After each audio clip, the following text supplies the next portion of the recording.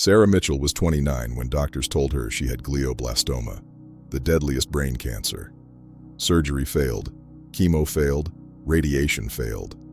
Her doctors gave her 6 months. Her wedding was in 8, so she tried something desperate. Doctors injected live poliovirus directly into her brain tumor and bet her life that the virus would kill the cancer before it killed her.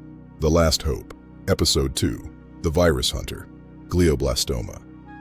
Most people don't survive 2 years. I had surgery to remove as much as they could, then radiation, then chemotherapy. 8 months later, it came back. Recurrent glioblastoma is essentially a death sentence. Average survival 6 to 9 months. There's no standard treatment that works. When Sarah came to us, she'd exhausted every approved treatment. We had one option left, an experimental trial using genetically modified poliovirus. Here's how it works. Cancer cells are so focused on dividing that they shut down their antiviral defenses. Researchers at Duke took poliovirus, the same virus that causes polio, and modified it so it can't harm normal cells. But cancer cells? They're vulnerable. The virus infects tumor cells, replicates inside them, and they burst open, releasing thousands more viruses to attack neighboring cancer cells. And when cancer cells die, they wake up the immune system, which joins the attack. We're turning the patient's own immune system into a cancer-fighting weapon, using a virus as the trigger. They told me in the trial so far, 21% of patients were alive 3 years later, 1 in 5. For recurrent glioblastoma, that's unheard of. But it also meant 79% don't make it. I had a choice. Definitely die in 6 months or take a 1 in 5 chance. And I wanted to make it to my wedding. First, neurosurgeons had to place a catheter directly into Sarah's tumor. It would stay there for 3 weeks, a tube going through her skull into her brain. We used computer guidance, like GPS for the brain, millimeter precision. We had to ensure the catheter was exactly where the virus could be most effective. I have a tube in my brain. It's the strangest feeling. I can't shower normally, can't sleep on that side, just waiting for them to put virus through it. 7 days later, Sarah returned for the virus infusion. She had to be awake so doctors could monitor for any neurological changes. That tiny vial is supposed to kill my tumor. That contains billions of virus particles. More than enough. The infusion took 30 minutes, billions of viruses flowing into her brain. My head feels warm, like it's buzzing inside. That's your immune system starting to respond.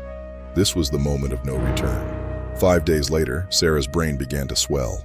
The virus was doing its job, but the inflammation was life-threatening. Worst headache of my life. My right side feels numb. Then she had a seizure. This is the inflammatory response. Her immune system is attacking the tumor aggressively. It's what we want, but it's dangerous. Is she going to die? We're in the critical window. The next 72 hours will tell us if her brain can tolerate the treatment. Sarah hovered between life and death. Jake, you're back.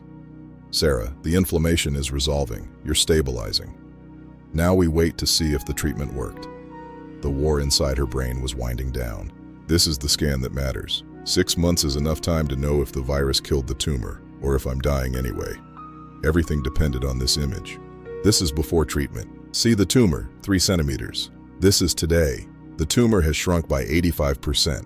Near complete response. It worked. It's working. You're one of the 21%. 8 months after having live virus injected into her brain, Sarah walked down the aisle. I wanted to make it to 30. I wanted to make it to my wedding. I wasn't sure I'd get either. I still get scanned every 2 months. I'm always scared it'll come back. But today I'm dancing at my wedding. She had beaten the odds. Sarah is one of 61 patients we've treated. 21%, 13 of them, are alive 3 years later. These were patients who'd failed everything else, who had 6 months to live. The poliovirus trial is now in phase 2. It could be FDA approved within 2 years. Researchers are testing the approach on other cancers: melanoma, breast cancer, lung cancer. Today, it's saving lives. People ask if I'm cured. I don't know. Glioblastoma can come back, but I'm here now. I'm alive now. Every day is borrowed time, but I'll take it. 1 in 5 odds were enough. Sarah's tumor remains in near complete remission. Today, she's living proof that when conventional medicine fails, the impossible sometimes becomes possible. For more Last Hope stories, visit unbedsidemanners.com. For more stories like these, visit us at unbedsidemanners.com. Together, we can find the last hope.